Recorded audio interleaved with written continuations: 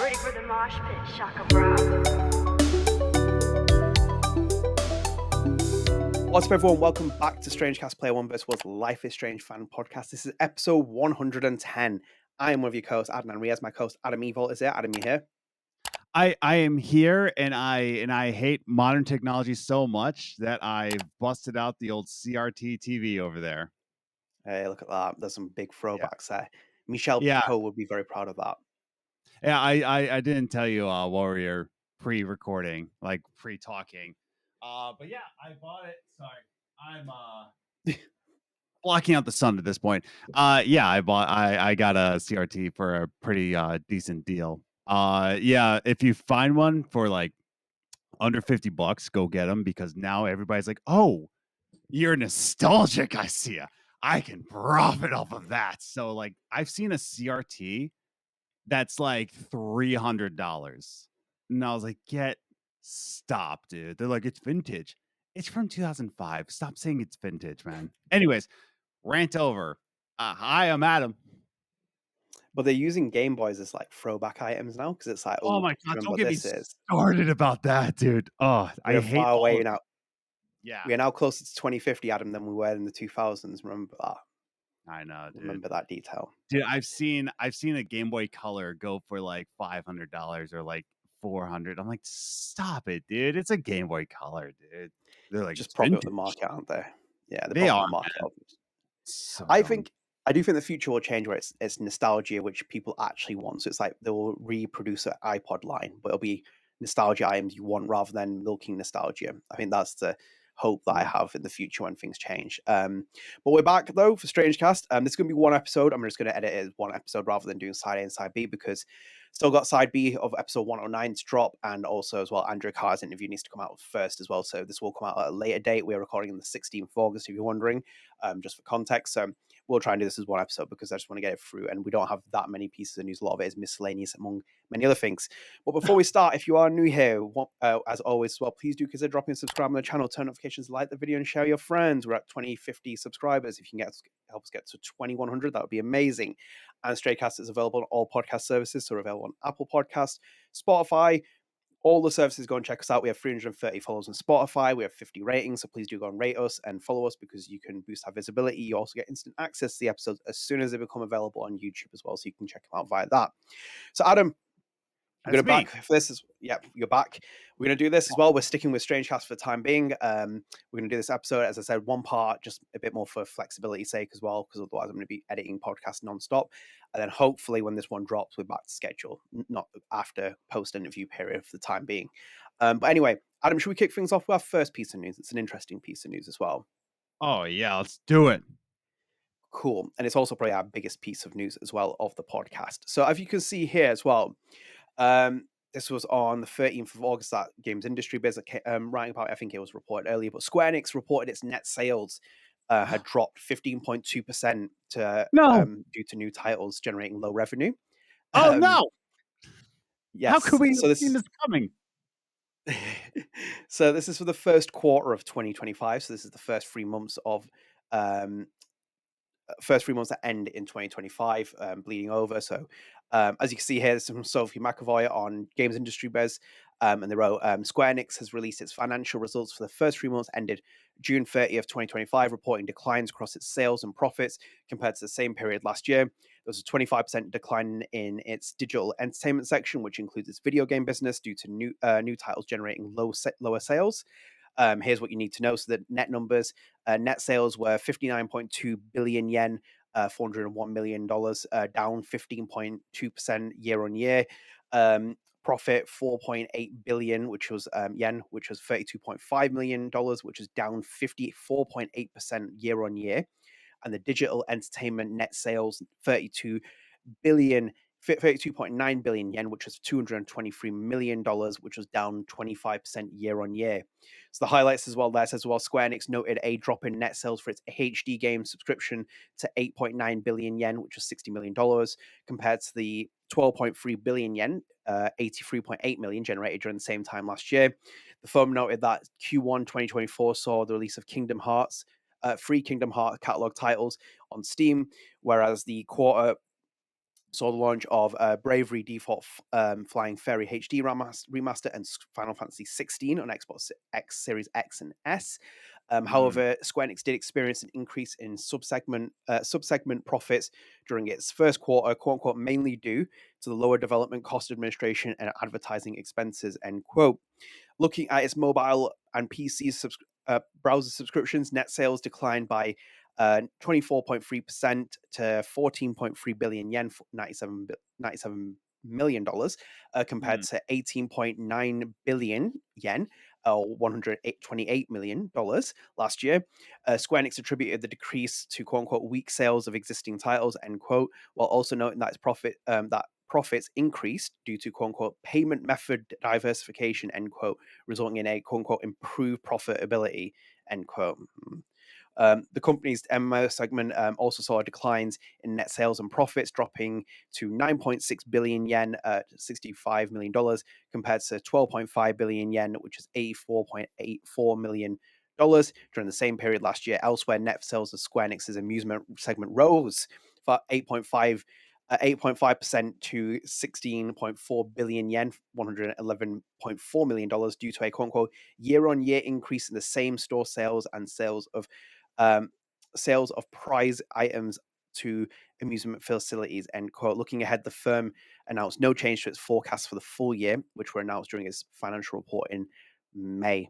So that was Square Enix's details here, and I'm going to quickly switch to this tab as well, Adam, quickly. So this was on Thingy. Let me see if I can pull the bigger screen actually here. So that's one.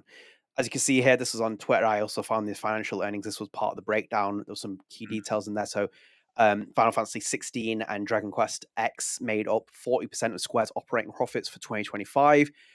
Obviously, we saw in the report as well, it reported there was a decline in sales. Also, as well, despite the performance of that FF17 and Dragon Quest as well, the operating profits, the MMO business, were down 3.6 billion yen. That's down from 6.6 billion yen the previous year. Obviously, amusement things here. This is an interesting part, Adam, as well. This is not completely indicative of Square Enix as well, of its stock price, because its stock price is up 70% year to date.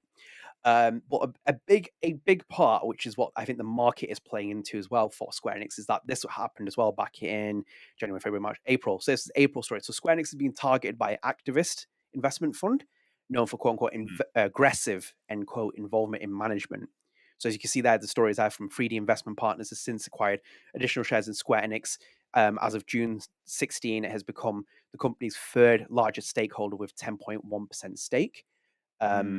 Which is an interesting development story. So an interesting picture to be painted about Square Enix there. It's not completely horrendous because it was Q1 of 2025 it's reporting profits for, because obviously it was a very quiet beginning start of the year, as you've seen with a lot of those games that were coming out. But again, some interesting images that have been painted, and amid the Life is Strange conversation and stuff that we do as well, usually, because we do bring Square in here.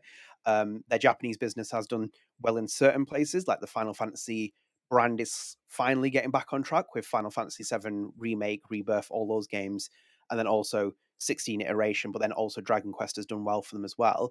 But like, the European division, the North American division is you've seen the results with like Life is Strange and stuff like that. Interesting nonetheless, though. I think they should really build a Safi ride in that amusement center. I think the sales would be stonks. That's what they would be. Well, Adnan, I for one I'm shocked that this has happened to Square. That they're down this much. You've said numbers and you've said quotients and you've said all these things. They all make sense in my brain of numbers and quotients and Q1 and all this. As a stonk person myself, these numbers make sense. However, I will say, we come on, man. We saw this coming. We saw this coming a mile away. Like you shovel crap and people are gonna smell it eventually. Their business model has never been the greatest. I mean, Dragon Quest does well in Japan, from what I know. It does very well in Japan, whereas here in the West, Dragon Quest is very niche. And that's why I don't think we got the first Dragon Quest until Dragon Quest 3, if I'm correct. I don't think we got the first 2 until like recently with Dream Masters. Point being is that the I don't know, man. Like we always knew that Square was gonna like crash eventually, and it's not crashing right now, but it's coming down to a place that we're not shocked of. Yeah, it's very hard as well because like the image that's being painted, the earnings, it's like that first quarter of the year. There's nothing really there for Square that they were promoting because obviously Final Fantasy 16 came out. Was it last year? I think they said as well. Like it came out last year, I feel like it and came out in 2023. yeah, why do I feel like it came out last year? Was it an expansion? Oh, it was Xbox. It was the Xbox thing that they put on there that they were Yes. referring to. So it's like they have a steady catalog of games, and even when you made the point about Dragon Quest as well, June 22nd, 2023 was Final Fantasy 16. right? So it's Yeah. like when you said as well about that Japanese thing as well, like they have a big Japanese audience. Well, big Japanese audiences have been changing a lot in many recent years. But it's like that Dragon Quest thing, like that's now becoming a thing in Europe and North America. But that's very similar to Yakuza. Like Yakuza had that massive blow off for Sega with Yakuza Zero, massive success from that in the North American, European markets. I mean, they only just started calling it Like a Dragon now from the first part of the name in the North American European market. But yeah, it's not surprising because Square's stock price isn't indicative of a company's health as well. I'll say that repeatedly. Like people need to understand that because if your stocks is stonking, that doesn't mean that the company is doing incredible. It can paint different images as well with that. You only have to look a couple of years ago. Meta was trading at $88 on the stock market. It's now trading at about 800, close to that. So it's like it doesn't it's not indicative of a company's financial health or shape. Square's fine at the moment. I think that they're still going to lose hemorrhage on money. Like the game sales are impactful because their production costs are going up. They keep going up, and that's going to be an impact on it. And if Japan's not profitable, then there's no reason to fund Life is Strange games, for example. Because if the Japanese game division isn't making money in excessive amounts, then you wouldn't be funding Life is Strange. Because like it's that during that conversation I had with you recently where I was saying like if Don't Nod had surplus money, you'd use that money to fund a project like Jusant, and then Jusant would be an appealing game for your fan base within that community. You don't make Jusant a main priority. You make it like a subcontract thing. So it's the same with Life is Strange. Life is Strange doesn't appear in Square's earning reports for a reason because it's not that big. It's a niche franchise, very niche franchise. The publisher has bigger assets and involvements with that. But if Japan's not making money on a regular basis, even from game operating revenues, that's a worry for your Western division, including, for example, Life is Strange, which is one of the last key remaining IPs of that Western branch, because you saw what happened with the Embracer Group deal. You've seen what happened with Outriders 2. You've seen those kind of things, and it paints that image. And I think one thing I wanted to pull up, Adam, as well, actually, whilst we're talking about this, and this was something I was talking to you about on the podcast last time when we were talking about like Life is Strange double exposure and like whether we see it or not. The interesting detail in this earnings report here is here, and this is a big one as well, because this is why, for example, I said that. Well, it's not a number actually. There is no number in the sentence, but as you can see here, this sentence says here as well. However, Square Enix did increase in sub-segment profits during its first quarter, mainly due to lower development cost administrations and advertising expenses. End quote. So when I said that, go on. Have you seen? I'm sure you have. Have you seen the recent comments from Sean Layden about like why every generation needs to up its revenue? Yeah, and then the sports car segment I should have left out of that statement. yeah. It's kind of like what it's reminding me of here. It's like, oh, come on, we're doing the lower development costs so that we can make more profit. Yeah. It's kind of reading like that. Of course, well, most game companies and publishers and stuff will cut. Like it's not Sega Like a Dragon will use Kamurocho again as assets kind of thing. They will cut costs in different corners, publishers. But I think like that sentence was very important that I pulled up because like that, for example, tells you a picture about Life is Strange. Like even if the production of the game is in schedule, the sequel and stuff, there's no guarantee you might see that game, for example, because at that, and I said this very clearly in that last point, Square would have to promote it. It would have to put advertisement behind it. It would have to pay all those other details that'd have to come into it. So you're putting more money onto a game which might commercially flop in the first place. Why would you do that? And Mhm. also as well, I don't know if any of this is impacted by tariffs either at the moment. That has to be a conversation that's had here. I don't know if any of that is impacted by tariff because I've already heard Yeah. rumblings from companies where advertisement and stuff like that, that's all being affected by tariffs at the minute. They're already bracing themselves for the headwind that's coming from it. Like they have only just started to roll out properly. And I know politics has to be part of the conversation. I'm not doing that BS thing. Politics does have to be part of the conversation here. Yeah, That will anybody impact that's, like, video game sticking their companies. fingers in your ears like, "No, no politics in my video games." This is a clear indication, man. Like, with Yeah. the Switch costs going up in price, and they're, like, trying to stay safe, like, "Oh, with the current market climate here," like, Nintendo just be bold for, like, 3 seconds and just say, "Hey, because of your votes, we up the prices. Get bent." Like, I don't know what to tell you, man. Like, the politics are a clear indication here, right? Um, Massively, yeah, massively. Like it's a Japanese company. It's got hit by big tariffs as well. Like, what is it going to do? It's obviously going to pass it on to the consumer. Even the companies like in the world, the Magnificent Seven, the big tech, the Fang stocks, they were also tripping over themselves because it was like, oh yeah, what happened to that massive plant that we opened in India to make iPhones or in China? And you kind of sit yeah. there with Tim Cook going to the White House with Donald Trump. Like that has to be part of the Like, conversation here, here. your king. Here is a literal gold brick. Here, my Uh, king, a gold brick for you, sire, and a little glass that you can display in the gold brick. Is it satisfying for you, king? but Like, piss But no, off. but you're making the point. You're making the point though, because it has to relate to this because like that will this headwind will change. Like every majority of video game stocks at the minute are bullish. Like EA is massively bullish. Like the stock is going massively high. Obviously, Take Two is waiting for GTA. People are waiting for that. Nintendo's hit highs at the minute. Sony's hits highs in the minute. Obviously, Square Enix is doing well. Don't Nod's an anomaly where it's not doing well because of its other reasons. Same with Ubisoft as well, not doing well. But like they're all bullish because they're cutting corners among one of the other things, also with AI and stuff. But their market could get hit more because video game sales are a big question mark at the minute because they're going up in price. And Yeah. I think less people are getting that involved in them because, as you've seen there, the profits are down on video game sales, and it tells you a picture of that. Look at Life is Strange. Look at Double Exposure. Look at if you went behind the scenes numbers and looked at Double Exposure's numbers, like it'd Well, be very troubling. can I share my screen for a second? Yes, you can. I'll take this off. Yeah.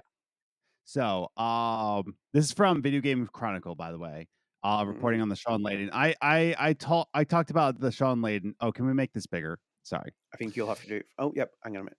There you go. There we go. So Sean Layden, former, says that the price of video games should have been. God, all these ads. I hate modern times now. Video games should have been rising every new generation to cover increasing development costs, right? Layden has said that I think it's because everyone is afraid. No one wants to be the first one to raise prices. So where you just end up eating into your operating income. That makes sense. But then he Yeah. has to add this. There were more sports cars in the parking lots of the PS1 era than there were in the PS4 era. No, no, no, not the Lamborghinis. Because if you're selling 20 million units at $60, when that's something that costs 10 million to make, that's the difference of 20 million units for $60 at something costs $160 million. Oh man. Oh, what about my Bugatti? I need my Bugatti. Um, but yeah, like he does make a point, and I wish he didn't add in that sports car thing. That could Yeah. have been left out. Everything made sense for what he was saying until he added the sports car bullcrap. Um, but yeah, like it makes sense that like things have to increase because of rising costs, and now now they have to Yeah. adjust things. This is where capitalistic greed really gets in because if you're always rising and things need to cost more and they're always like saying like well development costs are increasing, who demanded that? Who's saying that development costs like need to increase? Like Yeah. what? Who's controlling it? You're controlling the costs. you know Yeah. like the consumer will always buy a game that's good. I mean, look at Celeste. Look at Stardew Valley. Look at like all these games that have low, but look at Hollow Knight. Look at like all these like games that like had low budgets and yet sold really well, right? The only Yeah. one that's saying that like we need to increase costs is your shareholders, you know. Um, so I think that capitalism is just going to eat themselves alive, and like that's Yeah. what it is. It's just cannibalism at this point. Yeah, it's because like they can't control the costs at the minute, so inflation keeps rising, wages aren't keeping up with that, which is an Mhm. important factor with that. People are only buying when they need to. So it's like with McDonald's, like you look at the price of McDonald's in California. Like you used to go to McDonald's because it was cheap, it was effective, and it was relatively nice in quality. The quality is Yeah. depreciated, in my opinion.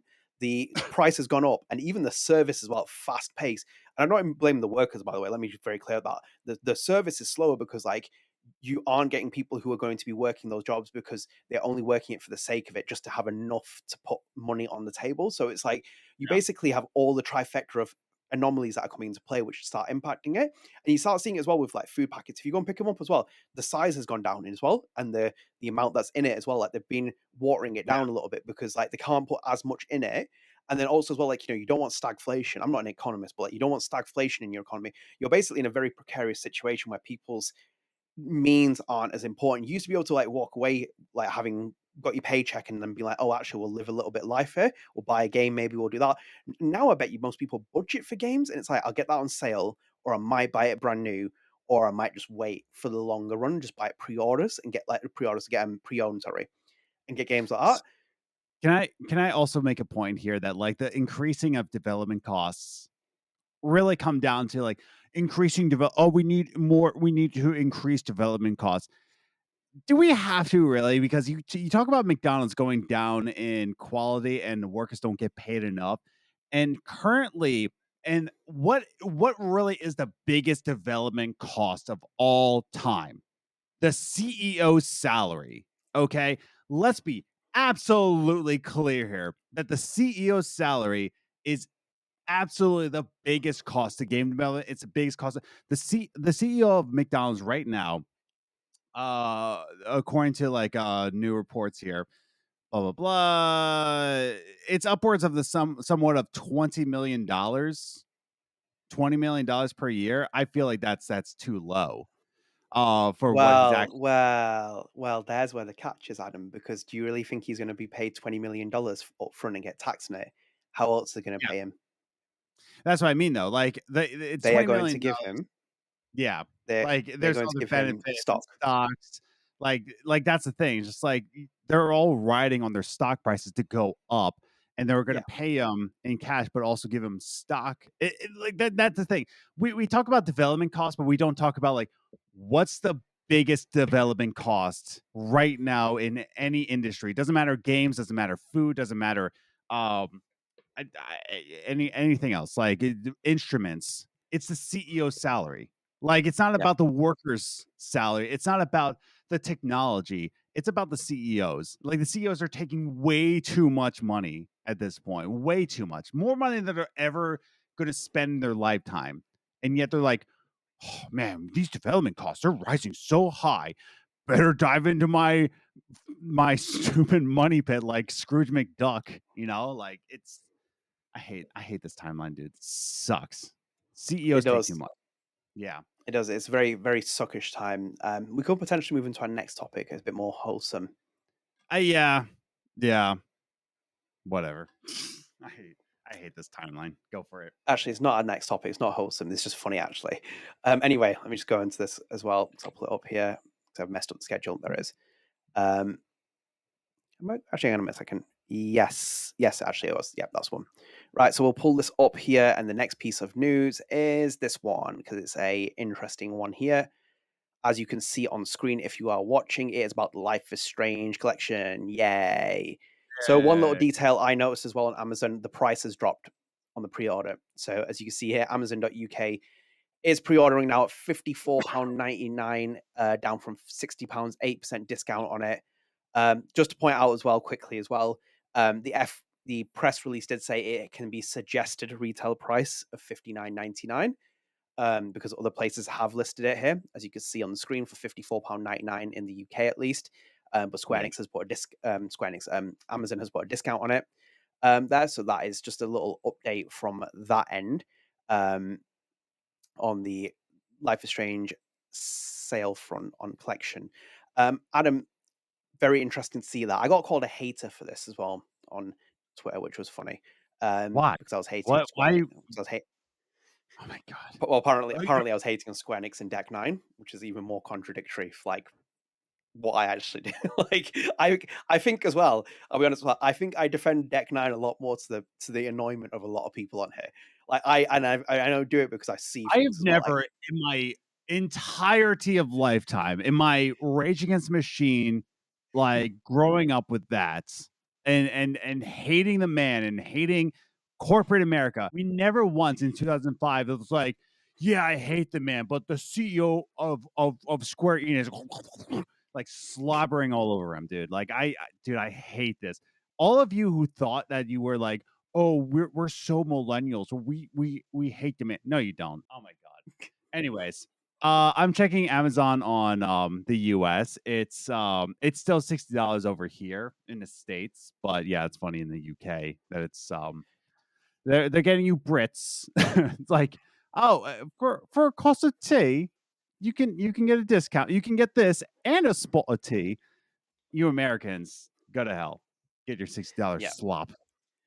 yeah. So, But there's a discount for you if you want it as well. You can get it for a cheaper price. like, can I rant on that again? Like, am I wrong here? Like, in our high school days, we hated corporate America. We hated on it. We grew up with NOFX, right? MXPX, like all these bands that are just like hating the man.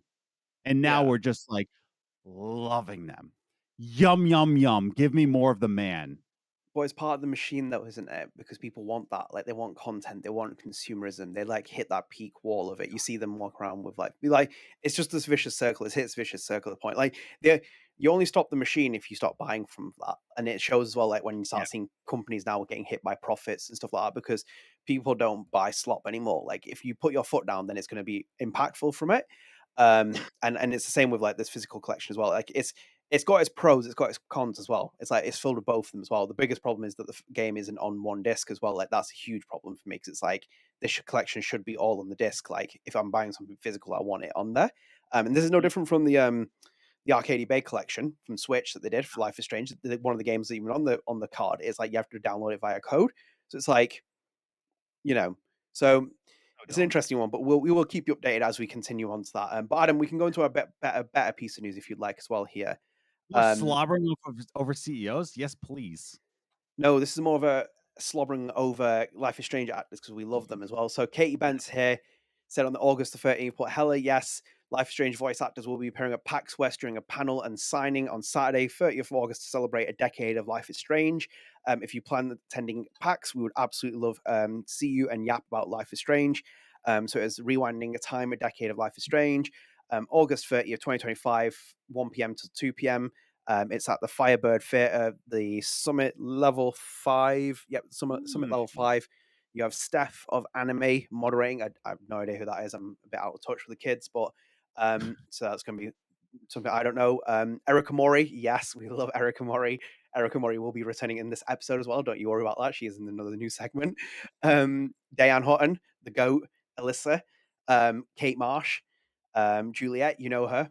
She's in the panel. Han Soto's there, Game Chan, obviously great, and then obviously Katy Bentz with Steph Gingrich as well will be on the panel. And Katie also put here as well saying, for those of you unable to attend the convention, we plan on having a live stream going for our signing. More info on that soon. Who will we see in person? And then obviously as well, Dayeanne Hutton also tweeted saying, so excited for this. So they are heading to PAX West for a convention. It's exciting. Like that's the thing. Like as much as I say, like Life is Strange is just going by the wayside. Um, like I love how we're still loving the actors. Like the actors and actresses have put their heart and soul into this franchise, and they've tried to their best to carry this franchise as They well have. as yeah, like that's the thing. It's like the original creators are trying to like still show support for this. Like the only ones really killing this franchise is Square. Like they are just shooting themselves in the foot. every single time. But the actors and actresses are just like, hey, we love this franchise. It has arguably made our careers. Like, let's be honest. Like, Dayeanne is still like saying like we like thank you for like recognizing instead of Day, like a lot of like different actors like saying like, oh, don't recognize me for that one character you love me for. From what I can tell about Day, and I've spoken to her like a couple different times, like she's very thankful that you still recognize her as Katy. You still Yeah, recognize her as Alyssa. You know, of like course. they're all very grateful for like this community, and I'm very grateful that they are grateful for this community. So if you're at PAX West, give them a high five, tell them Adam says hi, and also ask if is Adam okay? Just ask him that. No, it is. They're all great. Like I've had enough time spending around the actors to know that they're all great. Yeah. And also as well, I hope that Dayeanne Hutton turns up dressed as Alyssa, because otherwise Yeah. this is going to be very disappointing. This convention, she needs to turn up as Alyssa, and when someone brings up a card to get signed for Kate, she's like, no. She's like, No, Max, just Alyssa. Max, we're just trying this one. Please shave me. No, it's cool. Like there's, it's great to see the art. They are carrying. I think I agree with you as well. They are carrying the franchise. They are people who are still there, who aren't there. Square's. I've been very critical of Square. I've also been pro of them as well, because I think they did a lot of better work with Final Fantasy VII and that era of games. But like, Dude, I gotta pick up the 360 version of Life is Strange, because dude, if I just I'm gonna turn my couch around and just have the lights on and just play the Life is Strange 360 version on my CRT. It's a vibe. That's a vibe. It's official. I'm gonna be finding the 360 version of Life is Strange now. can you still get it? Did they not shut the Xbox store down for the 360 version? No, I'm pretty sure there's a physical edition of it I can find somewhere.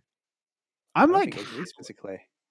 I'm half sure about it because I have my Xbox It One was version. it was released on Xbox One and PS4 physically, but there's no physical version of I'll 360 show or you. I'll show you my physical version. I'll tell you that much. X- I'm yeah, pretty let sure me they just never released one. physical. 'Cause I think We're I think the 360 store is now down now, isn't it?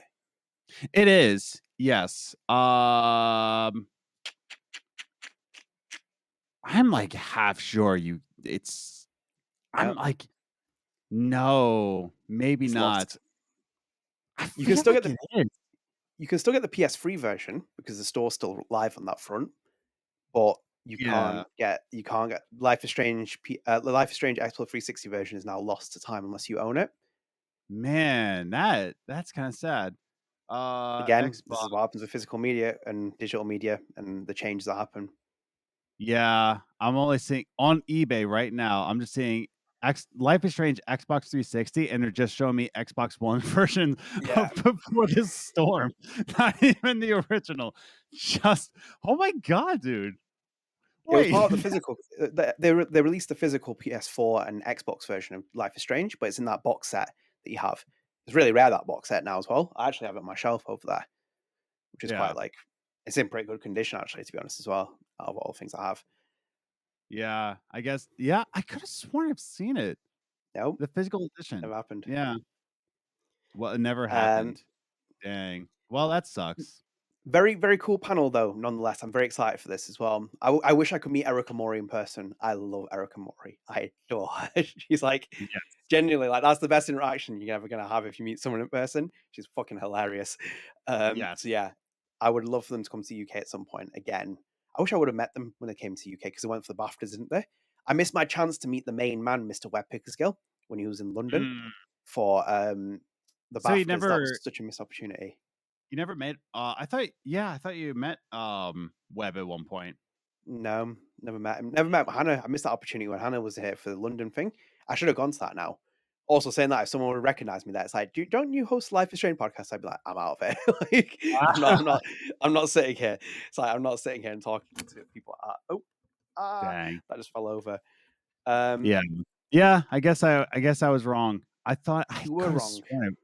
Yeah. You I should mean, like I said, apologize I to have me. my physical edition on Xbox One, but Um, yeah, dang, You should that apologize to sucks. Daddy. Sorry, Daddy Colch. My bad, Daddy Colch. There you go. Thank you very Yeah. much.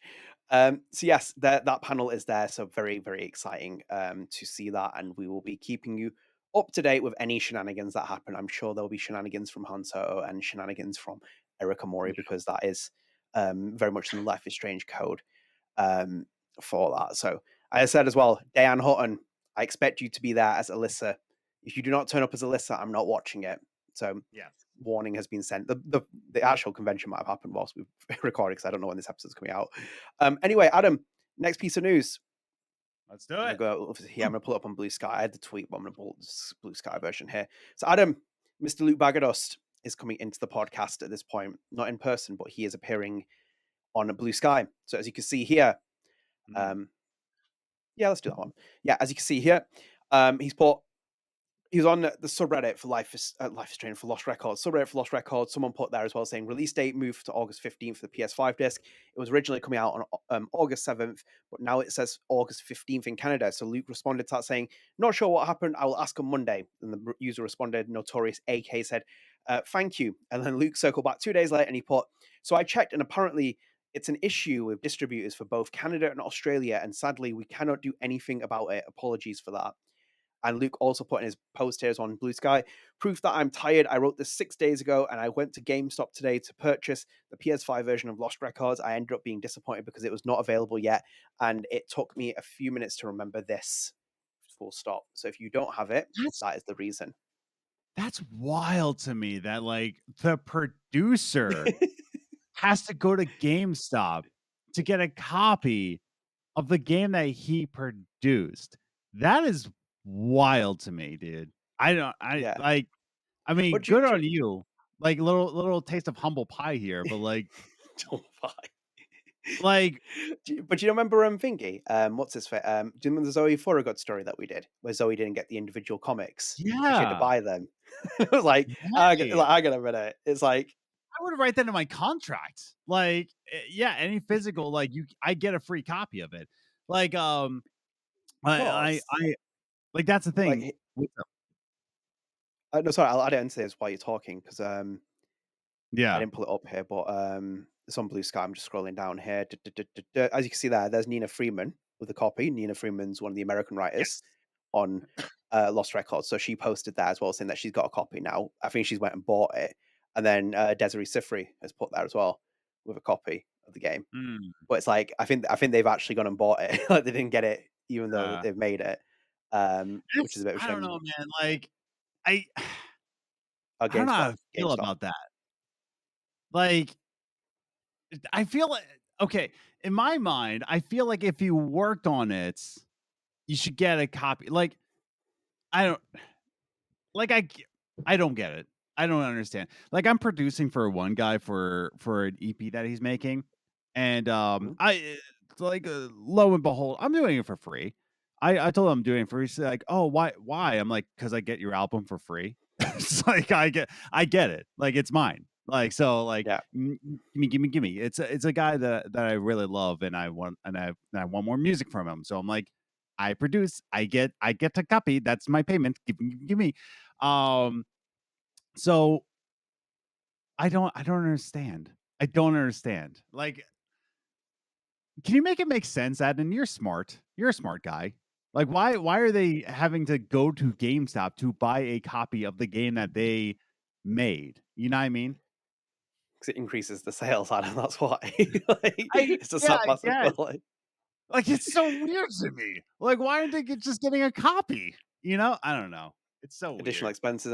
Well, it's probably like got like because obviously it's done with Maximum Entertainment. Like they've done the deal with Don't Nod to distribute it.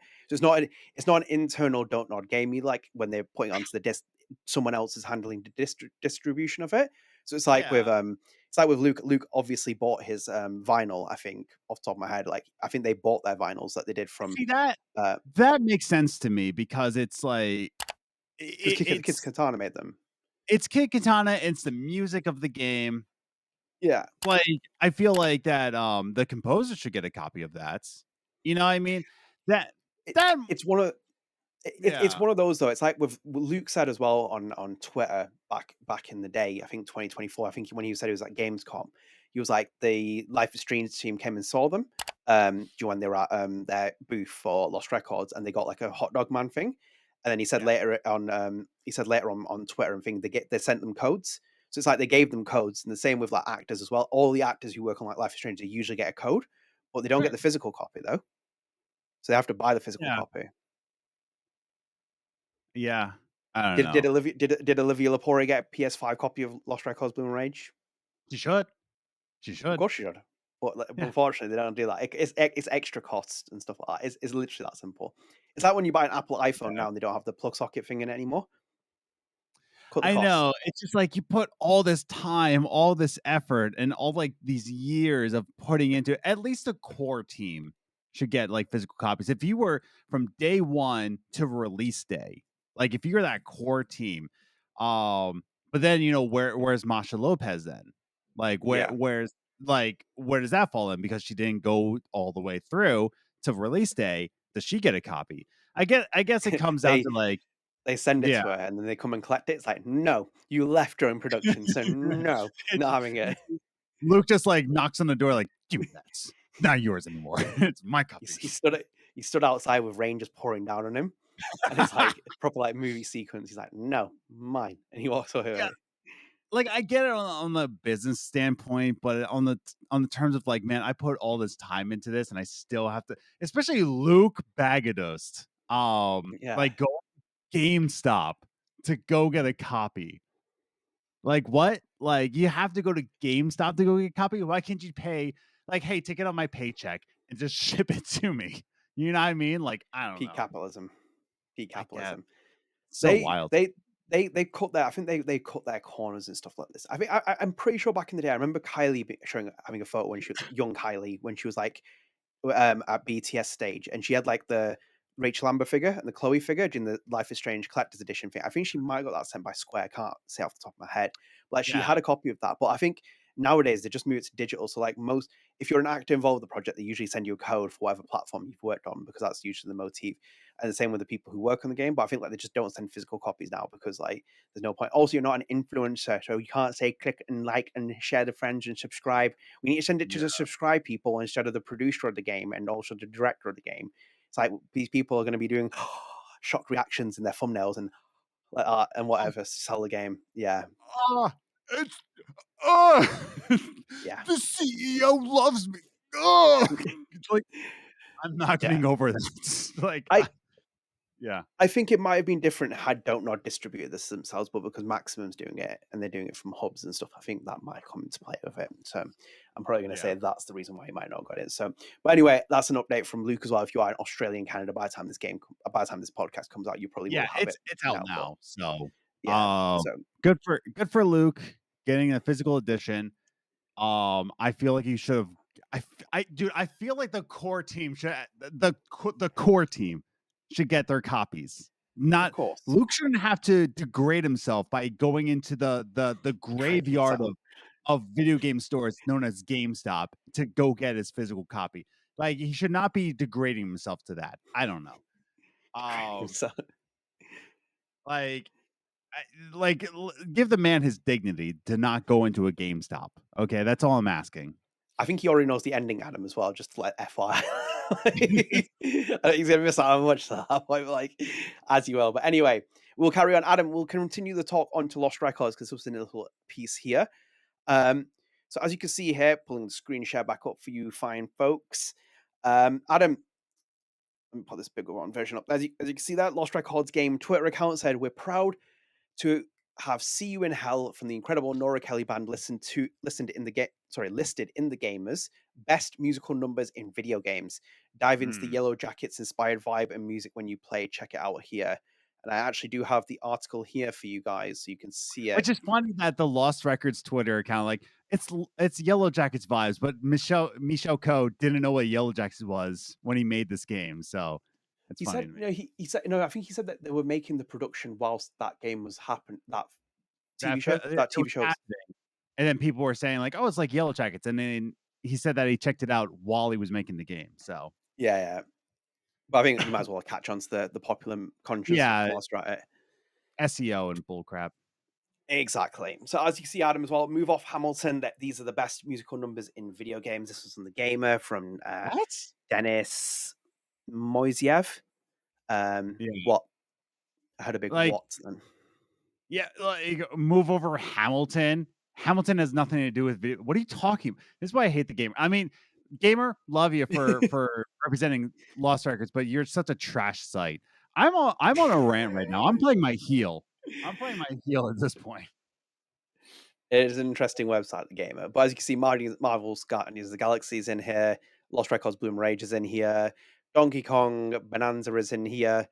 Super Mario Odyssey is in here. Hades 2 is in here. Final Fantasy 6 is in here. The Opera House. Stray Gods, the role-playing musical. Death Stranding 2 is in here. Alan Wake 2 is in here. Cool. And then a couple other games, which are interesting. I don't know how Final Fantasy 7 is not in there as well, but like, as you will. Again, it's the Gamer we're talking about here. Yes, but as you can see, the Gamer here, Adam, as well, we're going to give them a bit of props here because they did include Lost Records in here. And it says Lost Records. Yes, and it says Lost Records, See You in Hell, Punk Showdown Performance. And they wrote here as well, after developing Life is Strange games, Juson and the more horror type endeavors with Vampire and Banisher's Ghost New Eden. That's an interesting way of putting it. Is Banisher's horror type? It's horror. Type. It's horror adjacent.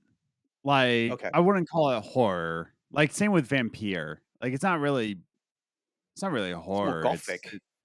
Yeah, it's gothic. It's gothic horror, I would say. I'm gonna give them away for horror type. Horror is such a it's such a like a broad term, you know? Yeah. Like I read a lot of horror novels and it's such a broad term. Like, oh, I read horror novels. What do you mean by that? Do you mean body horror? Do you mean psychological horror? Do you mean spectral horror? Like it's such a broad term, so like it's weird. Yeah. It's a bit of a weird one, but we'll give him past there. So it says as well, developer Don't Know created Lost Records Boom Rage, weaving its branching narrative storytelling, a plot centered around teens and punk music, and an eerie horror atmosphere. The past timeline is also set in the 1990s, and the vibe is very Yellow Jackets inspired. The main protagonists are a group of girls who formed the punk band Bloom and Rage, and one of their songs is called See You in Hell, which is an original song created for the game by real-life Nora Kelly band. They put on a live performance of See You in Hell outside the Blue Spruce, which Swan will record. The lyrics and sound make it a banger of a punk anthem, even though the audience wasn't quite feeling it. And if you remember as well, yes. And also as well, Adam, as well, I'm going to say this as well. I'm going to call the Gamer out here as well. Where is a nod to Amelia Sargisson and also to Andrea Carr's fantastic rendition of See You in Hell? Because that is not the Nora Kelly band's music in the game specifically at times. That is the lovely Amelia Sargisson and also Andrea Carter singing that.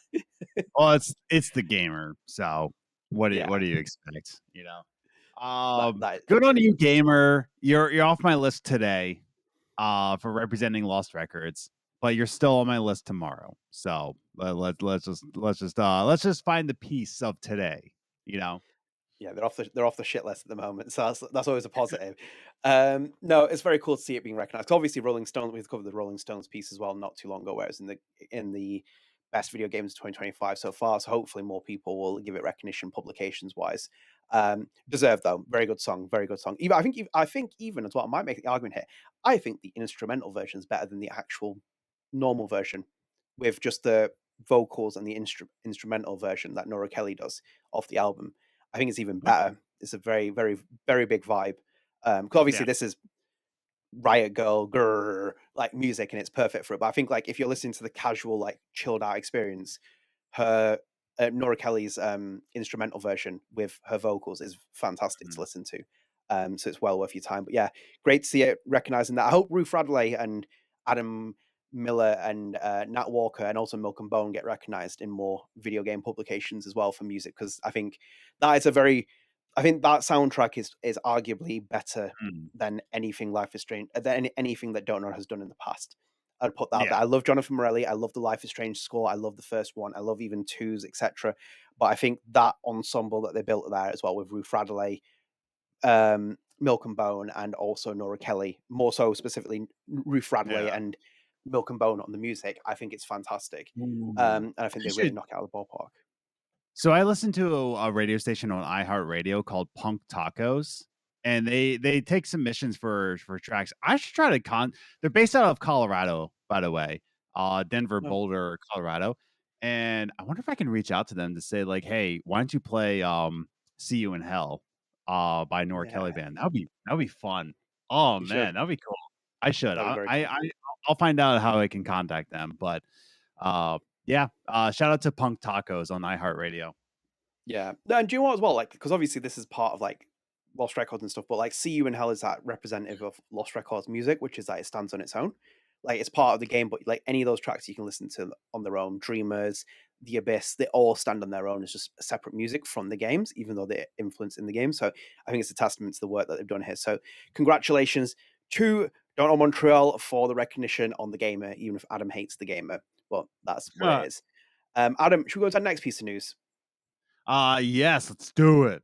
So we are heading towards our miscellaneous, but we'll go into this other piece of news first. And we're going to pull it back on screen for you guys so you can see it. Adam, we're going to screenshot. Yep, there you go. Adam, one of our favorite people in the world, Olivia Lepore, was on TikTok. She's become a TikToker now. And she Yes. posted a video talking about Lost Records. And I think it was just like her input. So she was talking about the theme of loss within the game that they were talking about. And obviously, she talked about her childhood friend Megan. Megan came up during our interview that we did with Olivia and the first one that we did, who she lost when she was when Megan was young. She was her child best friend. And then she was talking about, like, Swan's storyline of friendship, like during that grief process, the girls losing something.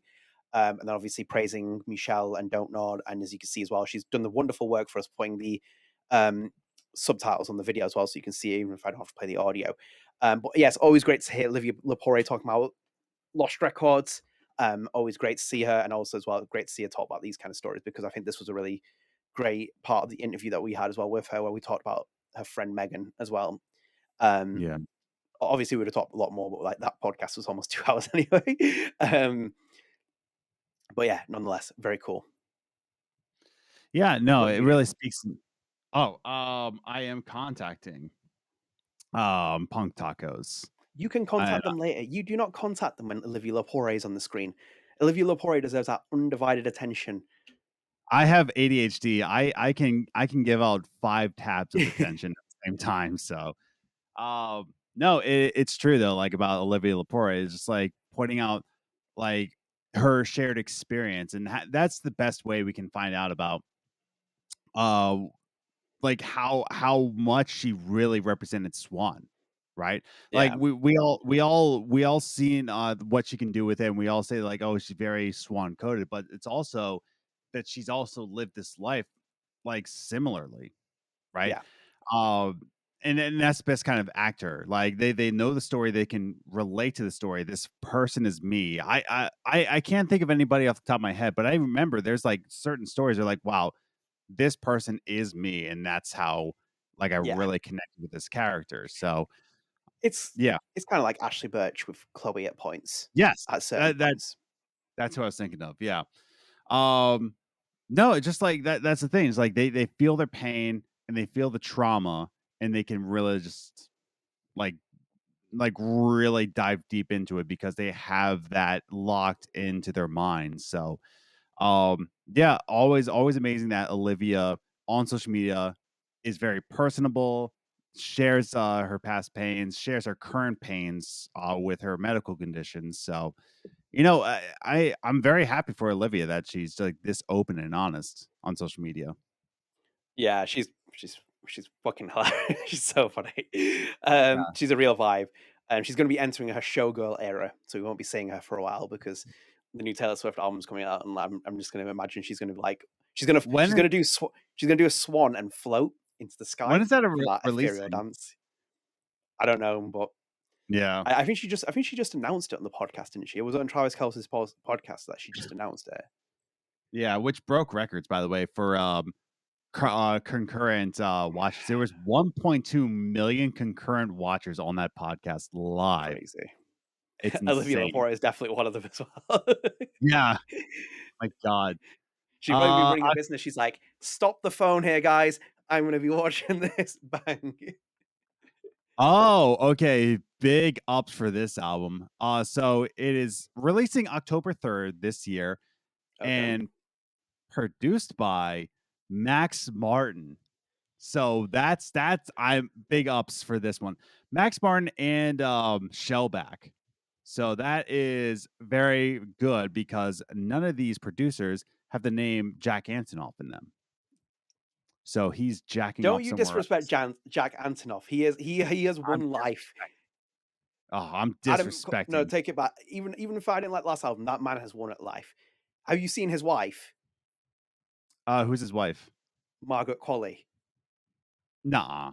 Is it? Yeah, it's Margaret Qualley. That is his wife. Yeah, he is married And to he her. also produced Kendrick Lamar's latest album, so I'll give him that. But Yeah. that's pretty much it. That's I'm all. also a Jack Antonoff hater, but when I realized he was married to Margaret Qualley, I was like, Yeah. well, what's happened there? But this is being produced by Max Martin and Okay. Shellback. Wait. They're the same person, aren't they? Shellback. It's the same person as Wait, no, it's not. Never mind. I'm stupid. Don't listen to me, everybody. Don't listen to me. But yeah, he rose to prominence. So Max, sorry, yeah, go for it. Yeah. No, sorry, I was gonna say we were talking off podcast. You were saying the bar is already set low enough as it is, so it's like this album probably will do well, like yes, compared to the last one. Okay, yep. I knew Max Martin from somewhere. I knew his name. Just that first paragraph right here. He rose to prominence in the late 1990s. Song credits of Britney's "Baby One More Time," Backstreet Boys' "I Want It That Way," Celine Dion's "That's the Way It Is," and sings "It's Gonna Be Me." He produced those. Okay. Co-written #1 hits like Katy Perry's "I Kissed a Girl," "Roar." Dude, this album's gonna be a banger. I don't know. I'm gonna reserve my opinion on Taylor Swift until she drops a good album again, because this is gonna be it. Well, you got Optimism. That last one was a stinker, and I think people are just not willing to accept it. Oh, because Jack Antonoff was part of it. That's why. Yeah, he's gone as well. That's probably better for her as well. She needs to better produce. She needs to go back to country. She really just needs to drop the album and go back to country for one-off album, or fuse it a bit more. She is that was weird when everyone was going. We talked about it as well once, where everyone was going for that country phase, like Beyonce and Post Malone and stuff, and we're like, why has she not come back? She could have easily just come back and dropped down and be like, the Queen is back. Easily. And it would be and it would have fucking banged at that point as well. That would be massive if she would have done that as a statement thing. But I'm not even knocking at what she did for the transition. It's just an interesting approach, but as you will. Adam, should we go to our next piece of news? I think this might be our last piece of news before the miscellaneous. Yes, it's our last piece of news before the miscellaneous. Yes, let's do it. So Adam, very interesting piece. This is a bit out there, but we'll roll with it. As you can see here we are going back on Twitter for the sake of it. Oh boy, I love Twitter. Little piece here. So Erika Mori, as you can see there, we love Erika Mori, Red Arrow, Alex Chen, just in case you didn't realize, is there with Marco Alberto Robinson, who is Lucas Colmenero from Life is Strange Double Exposure, who is there, Purple Arrow. They are in the same play this month. They are in a play called Cry It Out, which is one of those little crossing of the worlds, as you know. As you can see here, there's a little video here where they're appearing in it. That is being played at the Savoy Denver, I think, in one of the appearances, and then it's at the Dairy Arts Center in Boulder, in Colorado. And they are playing. So Marco plays Mitchell, and Erika plays what's that? Is it Adriana? Adrienne? No, it's not Adrian. I think it's Adrian. Yeah. No, because Adrian's Adrian, because I know from people messing my name up over the many years. Yeah, but it's not Adriana. Adriana? It's just Adrian. Is it Adrian? It's just Adrian, yes. I don't believe you. You're making it more complicated than it is. I'm just checking this out. Yeah, go for it. It's just Adrian. Announce this. I'm gonna play it on this. Yeah, go for it. Oh, why are they all YouTube videos for playing this? Can it play in here? I don't know. Yeah, it's It's Adrian. Adrian. Yeah, it's Adrian. Never mind. Never mind. Adrian. Adrian. Great. Yes, but as you can see there, that is them. Yeah. That is them there. Good. I'm going to move us over here quickly, and then I'm going to pull this up on this screen. As you can see here, the it's not Butterfly Effect Theatre Colorado anymore. It's Boulder Ensemble Theatre Company's production. They have been posting videos about it, as you can see on Instagram as well. Their production of Cry It Out, which is being shown. Very, very exciting to see it as well. As you can see, a little video. I'm going to play it again for you guys if you are watching on the video version. There's Eric. Woo! Yay! Marco and Erika both there, which is very, very cool to see that. I think it's got a review in the Denver, was it the Denver Gazette? I think it was. And they got very glowing reviews from that, which is quite nice. Good. Yeah, that's nice.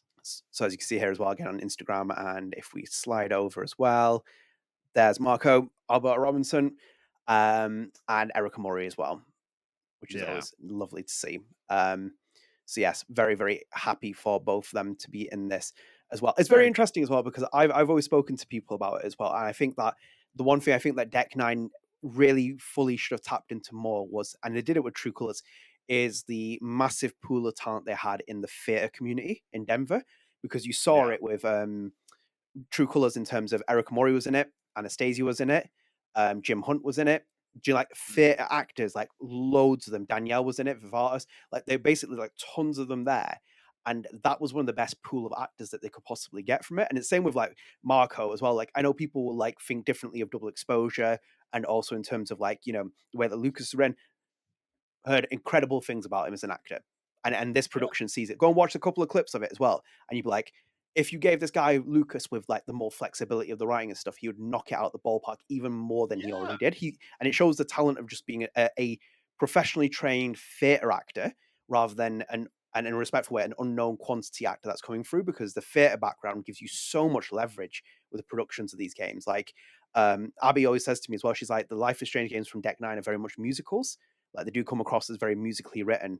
And I think like she's 100% spot on with that, because like a lot of these guys and girls also do these productions for Denver in the Boulder's production company.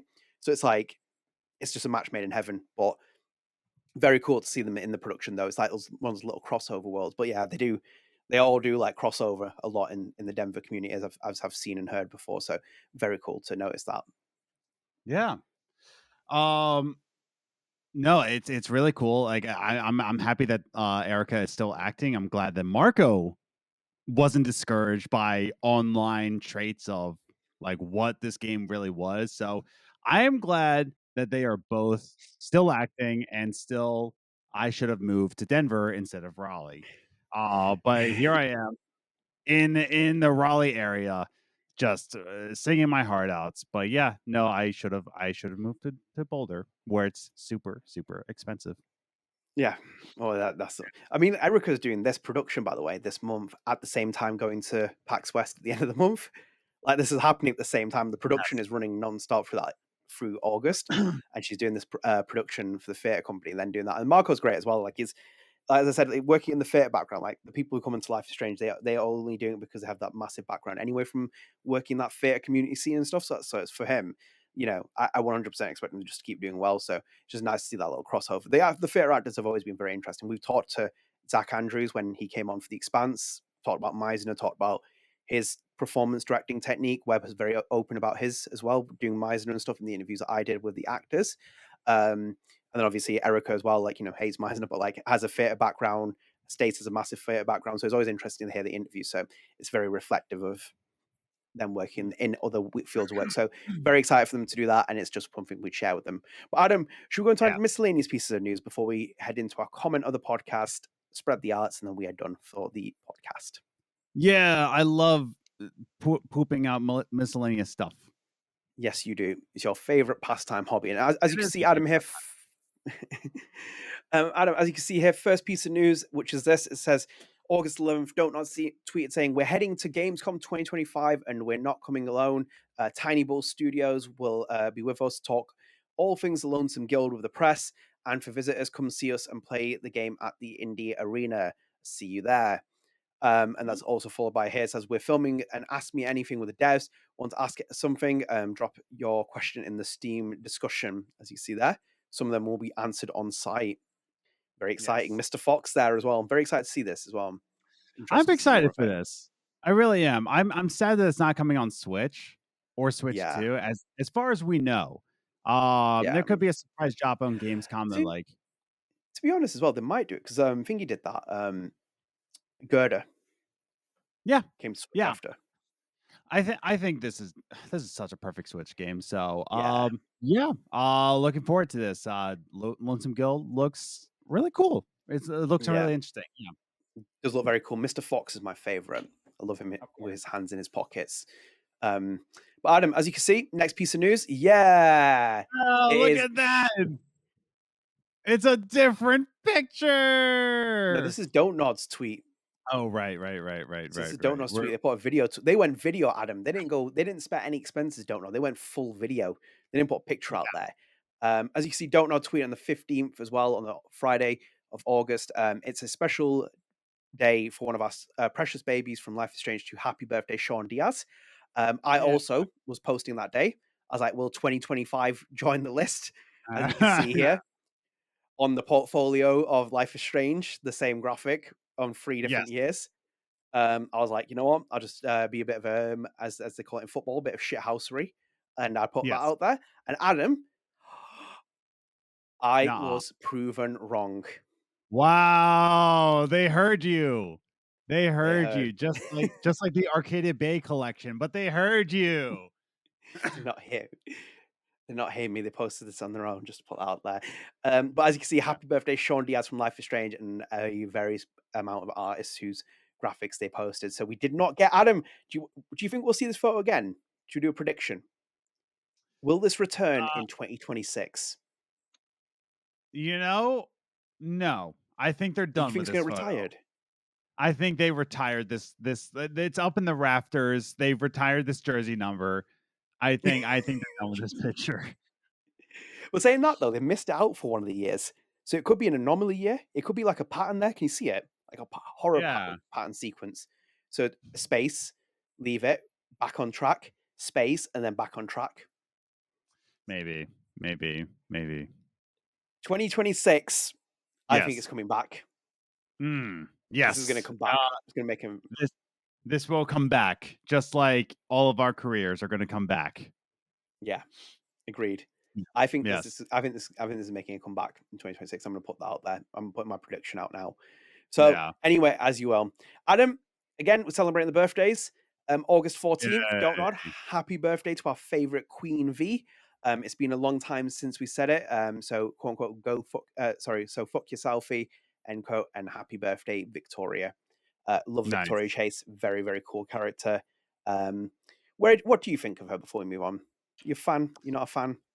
I'm a big fan of Victoria Chase. I think once again, like the original Life is Strange, Michelle and the entire team of Life is Strange, the first one, they made these characters not two-dimensional. They made these characters have some depth and reasons of why they're doing what they're doing. And Victoria coming out and saying, like, well, my parents owned a gallery.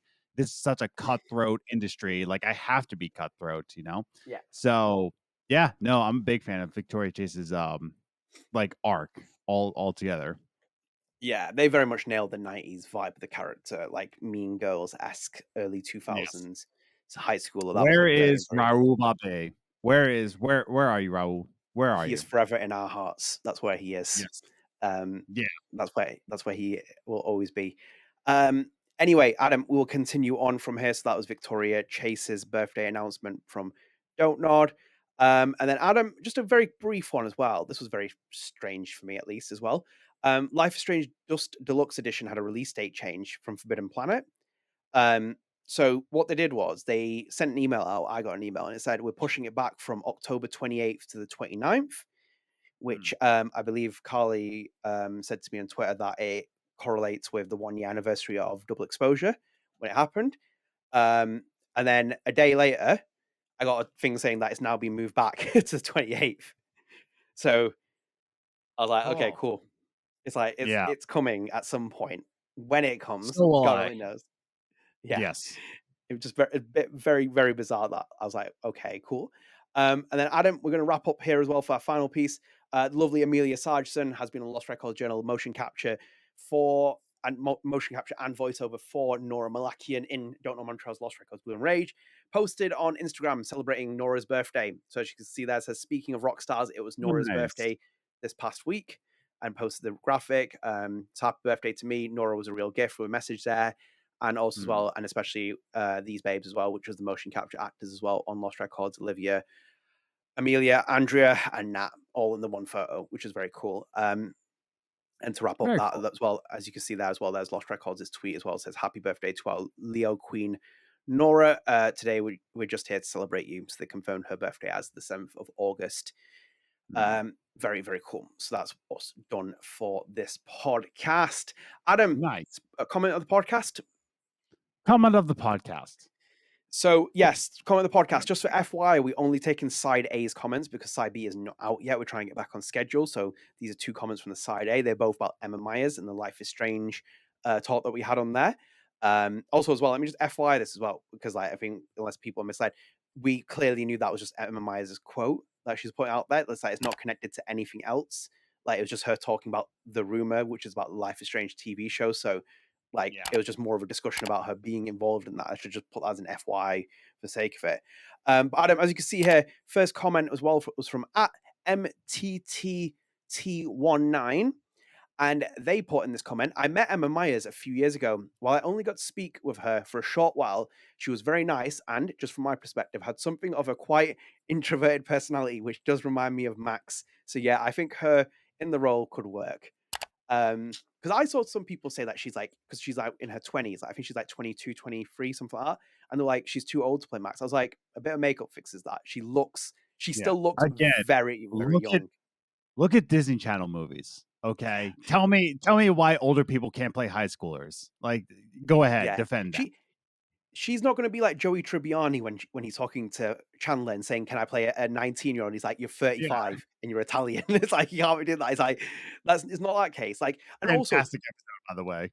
of course, absolutely, absolutely, and same with like my favorite one's by far when Joey does his Jamaican no, what accent is he doing now? It's the South American accent, but it comes out Jamaican. And he's like, "What do you mean? The South will rise again, man." What? I'm gonna watch that this weekend. Anyway, age isn't reflective of that. Like she's still, you could have an actor in their young, especially women as well. Some women stay very looking young as it is. Obviously, if she gets into her late 20s, then it's a different story. But like at the moment, if they did want to do that, I think she would be a very good casting for it. And I love hearing at MTT's perspective as well, because it's like when it's like, yeah, she comes across quite introverted and thinking, go and watch Emma Myers interview. That's my experience from her. I haven't watched the films. Go and watch the interviews with her. 100% coded. For me, it's like that's for me always been. I've spoken to enough actors. I've spoken to them when I have, and that's when you get the true experience of someone. She is 100% introverted / everything else about her. You can see it as well. She's very funny. I even watched the Minecraft trailer recently. She's very funny in that. I was like, in a Max endearing kind of funny. So I'm like, it'd be great. Like again, I'm getting past the conversation. Like we don't want TV show blah blah. I'm just talking about hypotheticals here. Just kind of make that clear. But no, very cool comment. It's nice that you got to meet her as well, which is quite cool on that. And Adam, speaking of which, the second comment I thought we'd add this in came in very late, and I thought this was a very interesting one as well. So this is from at Tero Sarila 4555, and they put here saying, I know we've kind of missed that window, but back when Miley Cyrus had her pixie hairdo period, I thought she would make a perfect Victoria Chase, and Benedict Cumberbatch should be the next James Bond. Which I thought, on that first point, just at least on the first point, I thought it was a very good shot, actually.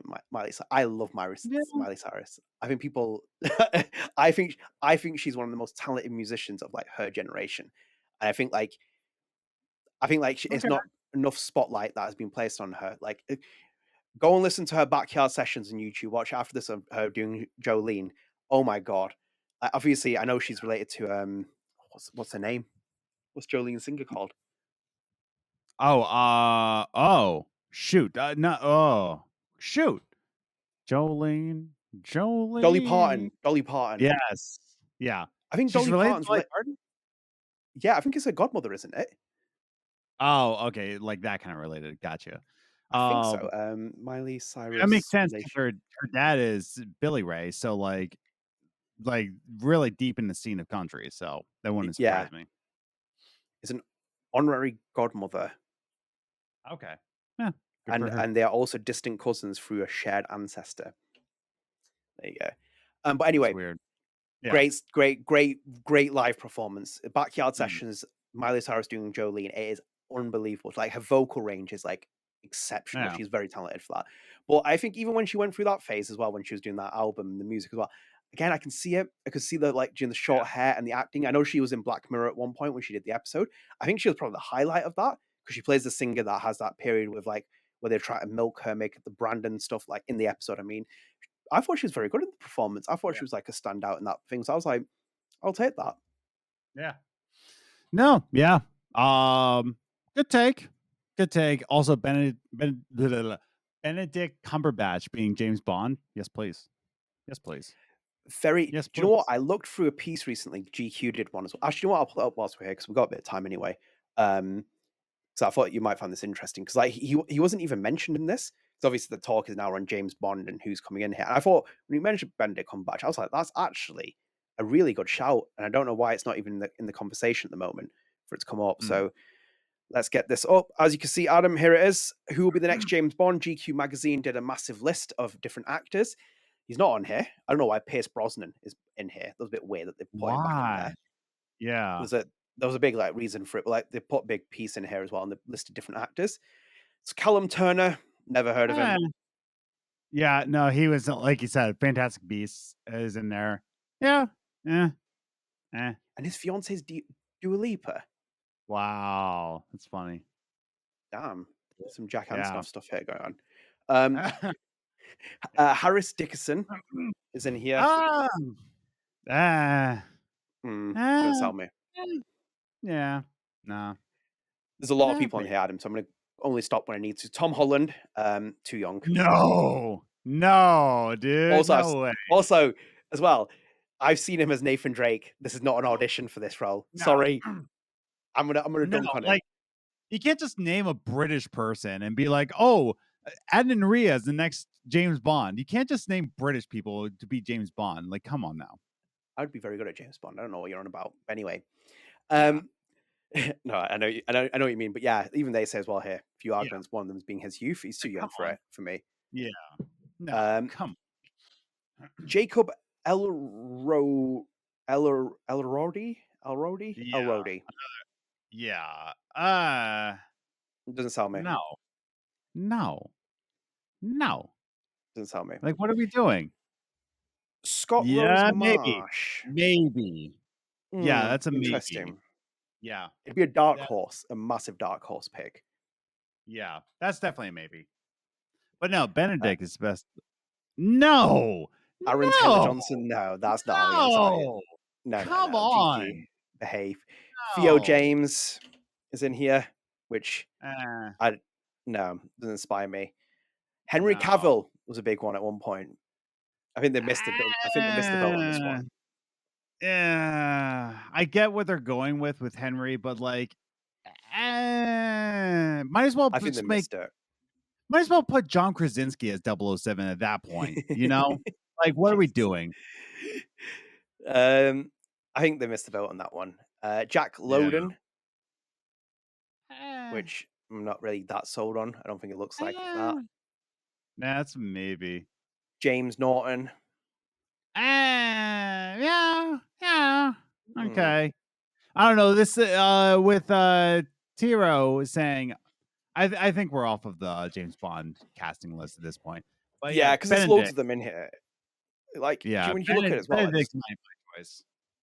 Yeah, I think he's a good shout. He's not even on the list, but it's like, look at this. Like, so it's Josh O'Connor, a Reed Jean Page, which that's a very well one. I don't think like it's a bit out there as one. Yeah. But Paul Mescal, Jonathan Bailey is in there. How Then many under candidates, how many people are just British and that qualifies them for 007? pretty much a lot, isn't it? They kind of go off that motif. Same with the Harry Potter when they did the first the 7 films. Mainly they went for British talent and they casted via that. That's So what as I you can see mean. here as well. Oh, go on, sorry. That's what I mean. You can't just like name British actors to be 007. Like they have to Yeah. meet a certain suave. Like why are we only going for England here? Like how many Welsh people are on here? You know?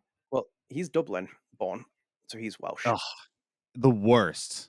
The worst kind of people. Dublin. Not Dublin, Like Welsh. What am I about Welsh? Sorry, Irish born.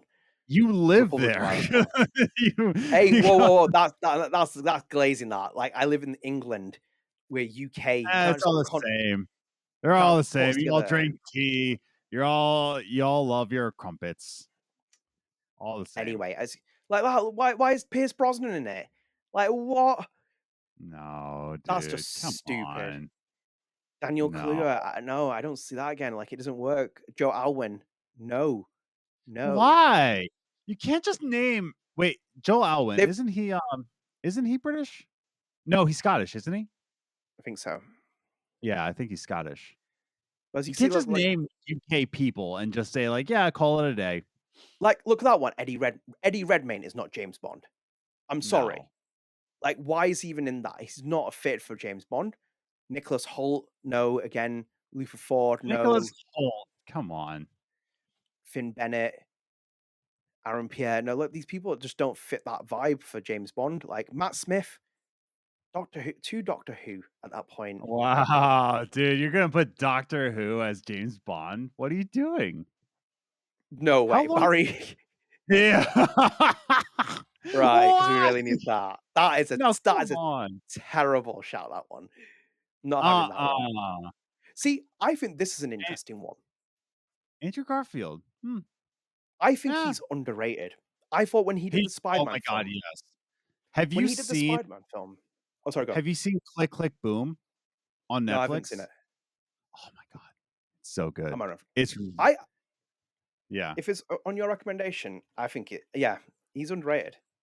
Andrew Garfield in Click Click Boom, which is the one-man show behind the creator of Rent, right? The creator Yeah. of Rent, which I feel bad that I've forgotten his name.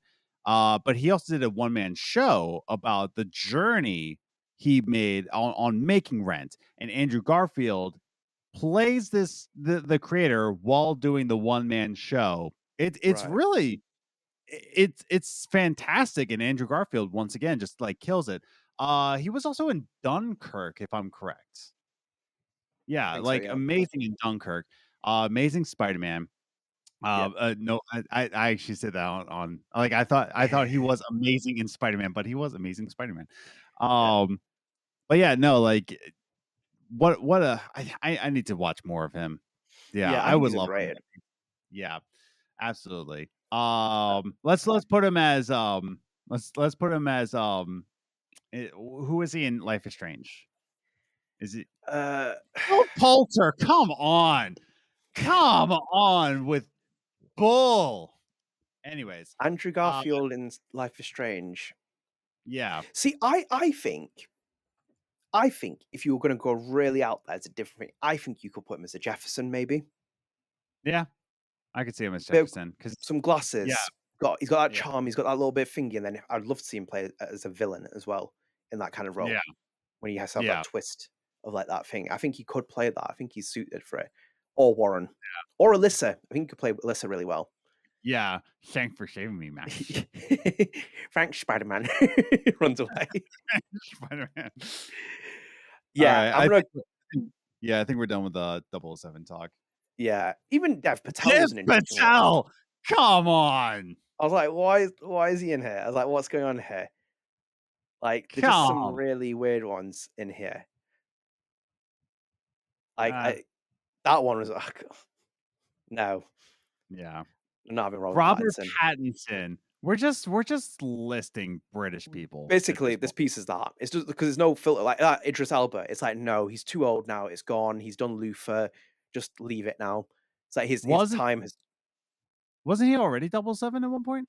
No, he was linked with it for ages when Daniel Craig was doing it and stuff. Oh, yeah, yeah, So yeah, yeah, he yeah. never got it. That's Then he went and did Luther, which is like that cop show, and it was just like, no, it's like not what that. Richard Madden would be an interesting one. yeah. Bit too serious though. I Yeah. would say that because I've seen him in The Bodyguard, I've seen him in Game of Thrones, and he's a bit too serious. But I think he's got a good acting rep. He's like a young Henry Cavill. I don't know what their age difference is, but he gives me that bit of vibe. So he's Tom interesting. Hiddleston. Just Dog. they're naming people for the sake of it. My boy Riz Ahmed as well. I think he ends the piece as well. He would be an interesting one, but Yes, he would. again, that would be Yeah. out there. But I think he's a very talented actor though, like the films that he's done. So yeah, thank you for the comment though. Very interesting. Benedict Cumberbatch should be on that list completely. Yes. 100% agree because I think he'd be a very interesting choice for it. Anyway, Adam, Yes. spread the arts. We are spreading. What are you spreading today aside from your thighs and my microphone going there again? Man, what have I watched recently? I mean, like I said, I've been listening to a lot of iHeartRadio and Mhm. the Punk Tacos put out, and I checked them out. They're a band called Slaughterhouse, and they're out of LA, and they are a hardcore female-led punk band. And dude, they go hard in the paint, dude. Like we're talking like 90s Rage Against the Machine kind of punk. The Another shout out for another band that they also said like, hey, check out this band. It's called Dead Pioneers, and they are a punk band that goes against racism against Native Americans. So Mhm. Dead Pioneers, another really good one. So all I have to say is that punk is not dead, dude. Punk is very much not dead. So yeah, I'm gonna spread the arts of like iHeartRadio.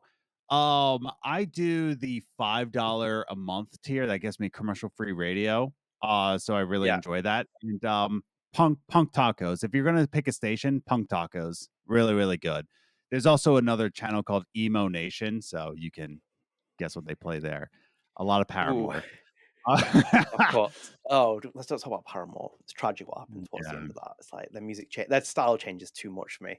Some of the music's good, Mm. but like the early peak Paramore like emo phase, like oh my god, all we know is falling is like I'm gonna drop my hair down. I'm gonna like go like that. I'm gonna start drinking coffee like the Yes. goth kids in South Park. I'm gonna be reliving my memories. Like that's what's happening. That was Yeah. like peak era, man. Kids will never know. Like Amy Lee with Evanescence, and even Hey Monday as well with Cassidy Pope, and like Mm. Fallout Boy and My Chemical Romance and stuff like. Oh my god, that was That's what I mean. I appreciate iHeartRadio. So I guess I'm really just spreading the arts of just like go because I told people cancel your Spotify accounts, cancel all yeah, that. It's like I like iHeartRadio a lot.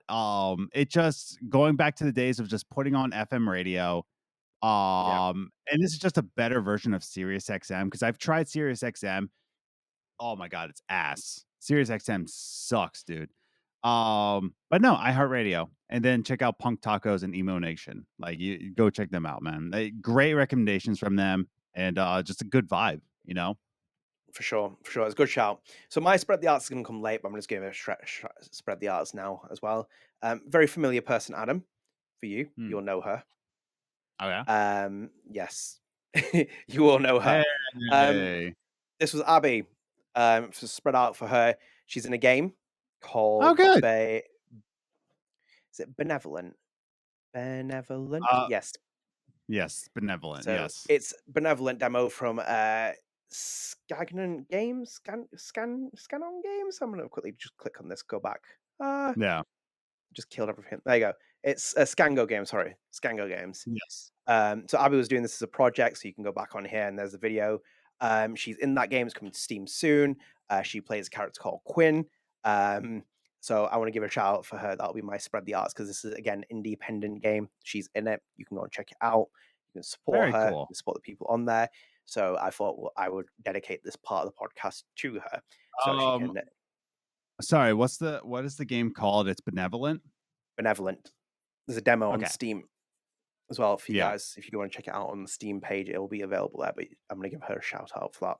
So she is my Very spread cool. the arts, and that. So Nice. yes, go and support a game, go and check out what she's working on. And yes, it's always important to support the independent developers.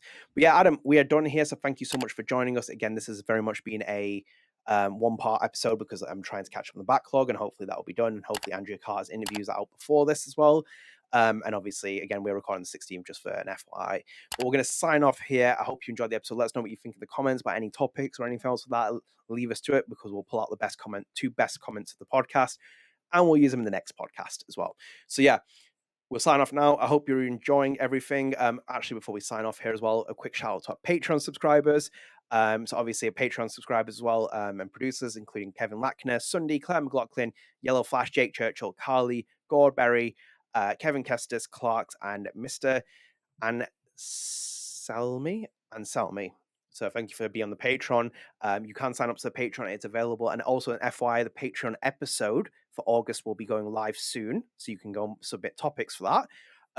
Because there'll be a post on there. So keep an eye out on that in the coming week. We do want a different Kevin side of vibe as well, because the Kevins take over. And I think I've seen one or two comments saying that they want to disrupt the Kevins takeover of the podcast. So yeah, that post will be available on Patreon soon, so you can check it out, and you can submit topics for our Patreon exclusive episode, or Patreon build episode, better way of putting it.